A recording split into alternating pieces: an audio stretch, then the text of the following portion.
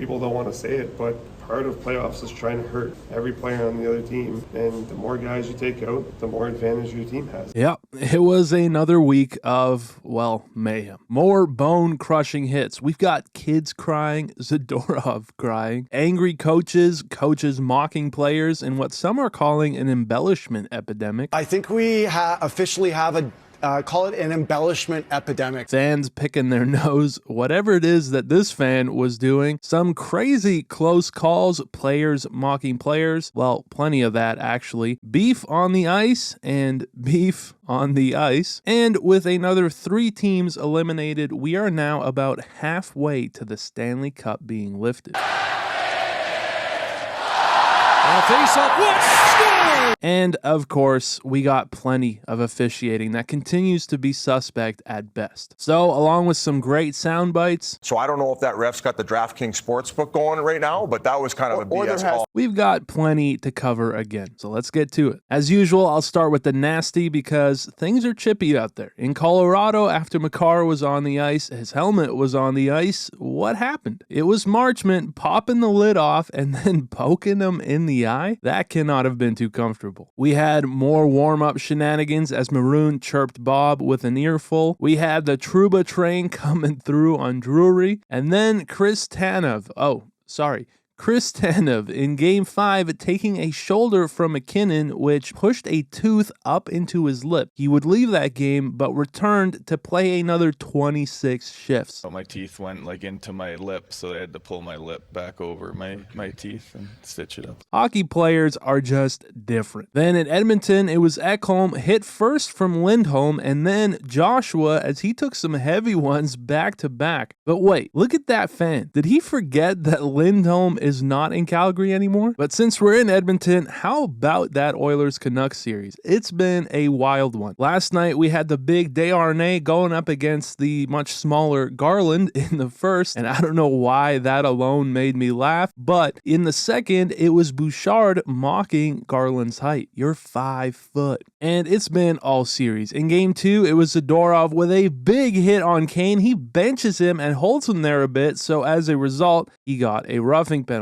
He's upset, which Kane seemed pretty happy about. Thank you for the power play, until his mood shifted real quick, realizing he also got a bench minor for holding onto Zadorov's stick. And again, we've had plenty of this game within the game stuff. At the end of that game was when McDavid took that nasty double cross-check, which of course got Soucy a game suspension. But Hyman got away with one as it was cross-check galore out there. My thought on that, I mean, they have to protect their investment.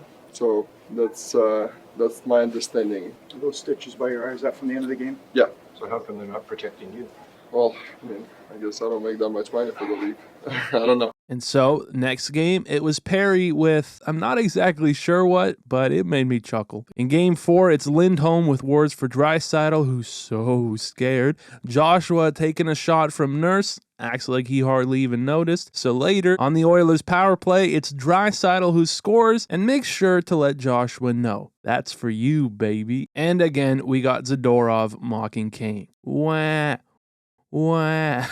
But with that, how about we take a look at some quick ones? A tough look here for this fan caught booger-handed. And speaking of fans, did you see it? Who wears a VR headset to a viewing party? Then in Dallas, after Ben and Wood came together, watch Ben's stick. He's about to rip the headset from Ray Ferraro until Scott Wedgwood comes in to save the day. In Boston, we had Tkachuk with time remaining, just couldn't help himself as he was so excited to move on to the third round. And we've seen rats, octopus, catfish on the ice, but in Edmonton, we got Alberta beef on the ice. And I don't know, I kind of like it. And in Edmonton, after Hyman showed up with his Shaq Hyman jersey, we had fans trolling Zadorov in the box. You fucking look at me! Yeah, you fuck dude! But look at that cheeky grin. As we also had the Oilers trolling Canucks fans, and I thought this was pretty good.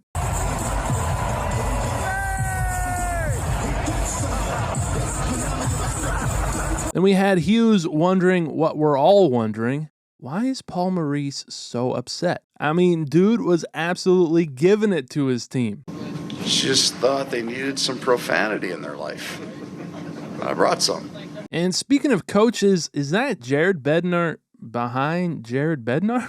Almost looks like a before and after of this series, which Monty should know a thing or two about, as the Bruins broke the NHL playoff record for too many men at 7. I'll remind you, they only made it to the second round. Speaking of too many men, look at this. How does this go uncalled? And so with that, how about we get into the officiating? This week we had Tkachuk with not 1, but 2 high-stick infractions and 0 calls made. Yet in Vancouver, this was called a charging penalty. Pettersson essentially bracing for contact. You tell me, where's the charge exactly? Back in Florida, McAvoy shot, save, huge rebound, and the whistle got blown dead. For what? I guess to see if Bobrovsky was alright? This is a live puck. I do not understand how you blow that dead, as Montgomery had clearly had enough of the officiating in this series. I know you don't mean to. I'm sorry I yelled at you, but you know, it's emotions. I know you did. Oh, I was pissed at you. Then overtime in Dallas, it's Marchand rips one home to take the series. What a goal, but wait a second, it was immediately waved off. For what? Goalie interference. I mean, after what we saw last week, you almost cannot make this up. How does this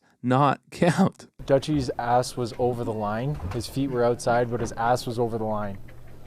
So that's the explanation I got. I think Biz said what we're all thinking. So I don't know if that ref's got the DraftKings sportsbook going right now, but that was kind of a BS call. It didn't matter though. The Stars would take it in double overtime anyway, and look at the heartbreaker Selly. You gotta love this shot if you're a Stars fan, as McKinnon just couldn't believe it. But also, check this out. Marchand with a petty little kick of his stick. Then from here, how about that Canes Rangers Game 6 where Anderson had a bit of a rough one. After getting 1, then a second, and going up 2-0, the fans were feeling it until the Rangers pressed and scored. It's Anderson tripping over his feet, and just like that, the lead was cut in half. But no worries, Aho on the other end would regain the 2-goal lead, which was then nearly given up again as Martinook made an unbelievable stop to keep this a 2-goal game. They just had to hold on to force Game 7, but there's only so much you can do when the goalie's having an off night, as Anderson would let in another strange one, Kreider jamming home his first to make it a 1-goal game. Then just 5 minutes later, Panarin shot and they score again. Kreider again with his second now. A nice redirect and we had ourselves a tied game until Lindgren behind the net to the front and they score again. It's Kreider with his third, a natural Hattie to take the lead as the Hurricanes completely collapsed at home. Game 6 with the Rangers taking it 5-3. Brutal. And I mean, you gotta feel for this kid. And so while Anderson had an off night, how about we give the goalies some love? Because the Oilers bench gave Skinner none of it. This week we had Silovs with highway robbery on Perry. Somehow this doesn't cross the goal line. And then Silovs being an absolute maniac. Down a goal, final minutes of the third, he comes out with balls of steel. Then we had Bobrovsky one-on-one with DeBrusk as he makes not 1 but 2 huge stops. Heading over to Dallas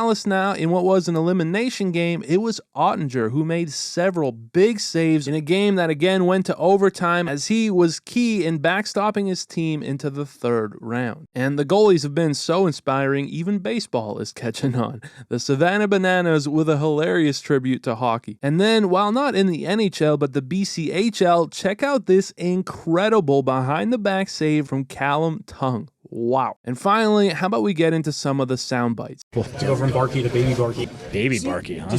After a Game 3 loss with several posts hit, Draisaitl had this to say. Well, post is not good goaltending. Coming right back, Silovs had this to say. You made a key save late in the period off Draisaitl. Can you take us through that one? Which one?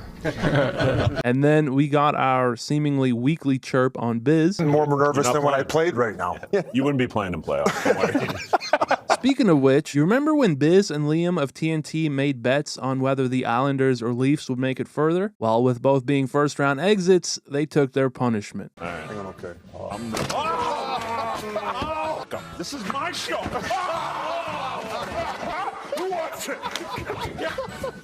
Get him, lads. Get him. Then, in what was some controversy last week where Bennett caught Marchand with a sneaky shot, Marchand had some interesting comments. I think he got away with a shot, but I'm not going to complain. I mean, shit happens and people don't want to say it, but part of playoffs is trying to hurt every player on the other team, and the more guys you take out, the more advantage your team has. We also got another Spectre special. Did you ever think that you maybe never would get a playoff game in the NHL? It's a legitimate question. Obviously, you never know. And Matt Duchene with a pretty funny moment here. That Muzzie's nice, by the way. If you got Hank's hair and his suits, I think you'd look like Ron Burgundy.